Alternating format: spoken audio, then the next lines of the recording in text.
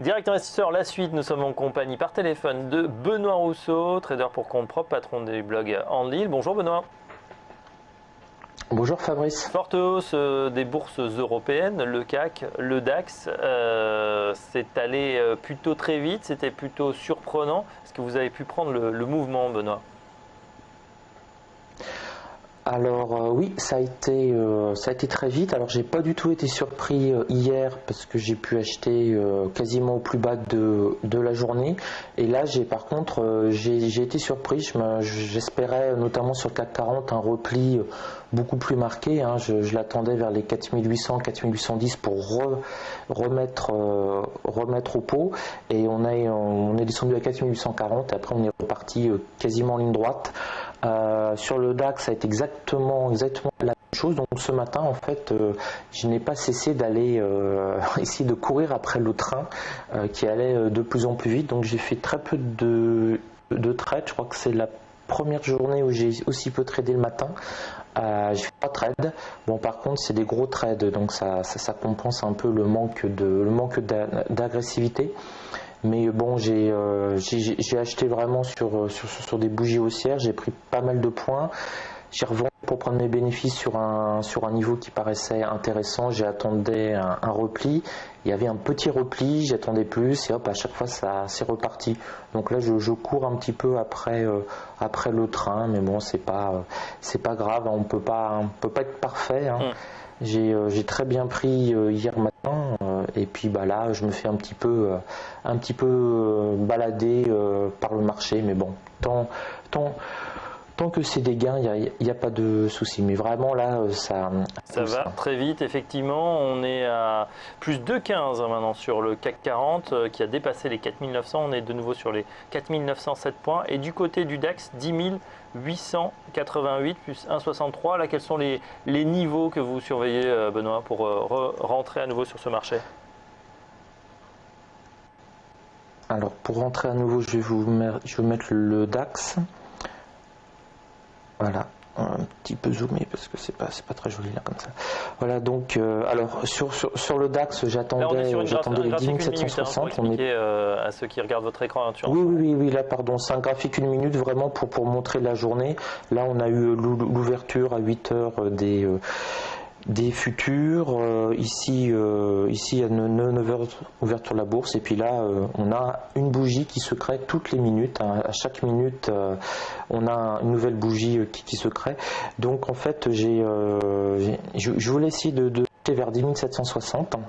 J'avais mis pas mal de lot, on est descendu au plus bas à 83 puis on s'est mis à accélérer à une vitesse folle, donc c'est là où j'ai dit un gros mot à peu près, je pense, flûte, et j'ai pu rentrer un petit peu sur le repli ici sur les 10 850, ça a été mon plus beau trade de la journée pour le moment.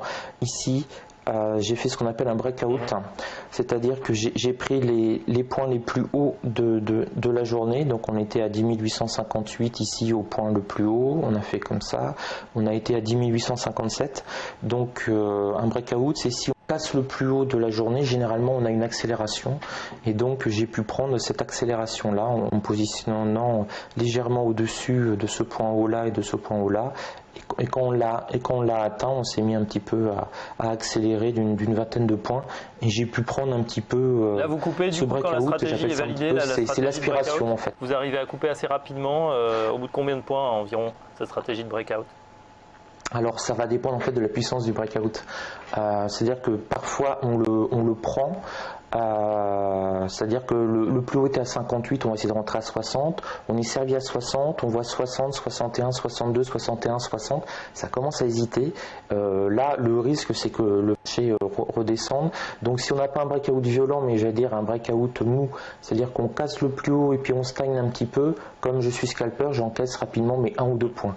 Si on a un breakout rapide, c'est-à-dire qu'on casse le support, on a effectivement très rapidement dans les 5 à 10 secondes une accélération notamment via des stops qui ont sauté, on peut prendre 10, 15, 20 points. J'ai souvenir une fois d'avoir pris un breakout à 50 points, je crois que c'était un breakout à l'époque sur les Sur les 11 500 points, on avait stagné en dessous pendant plusieurs heures, voire plusieurs jours. Et quand on avait cassé les 11 500, on était passé quasiment de 11 500 à 11 550 en ligne droite. Donc ça va dépendre réellement de la force du breakout.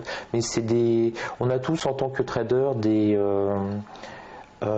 configurations, des choses que vous préférez. Ouais, des patterns, un petit peu comme le joueur de foot qui aime bien tirer un coup franc mais côté droit plutôt que côté gauche. Bon, les breakouts, c'est vraiment quelque chose où je me sens extrêmement à l'aise. Ça ne veut pas dire forcément que ça rapporte plus d'argent, mais bon, au moins je suis à l'aise sur ce type de configuration que je pense maîtriser très bien. Donc c'est plutôt agréable. Et donc là, on est en fait, et le second breakout que j'ai pris, qui était un petit peu moins brillant, ça a été à nouveau celui-là, à nouveau le plus haut à 10 885. Et donc ici, on est passé légèrement au-dessus. Alors, ça paraît pas grand-chose, mais là, on est passé de 85 à 91. Donc là, oui, ça a été l'exemple type du petit breakout, pas très... qui n'a pas rapporté beaucoup de points. Je crois que ça doit être l'histoire de 1 point ou 1 point et demi, parce qu'on est... Mais comme vous disiez, Benoît, c'est toujours ça de prix quand on est dans la hausse, en tout cas. Voilà, que ce soit 1 point, 1 point et demi, c'est mieux que de les prendre que évidemment de les avoir contre soi. Merci en tout cas d'avoir partagé ces stratégies. On vous retrouve très prochainement dans Direct Investisseur. À très bientôt. Benoît Rousseau, trader pour Contrôle et fondateur du blog Enlil. Dans un instant, la suite, on sera en compagnie d'Hervé Lambert de Vega Trader. À tout de suite.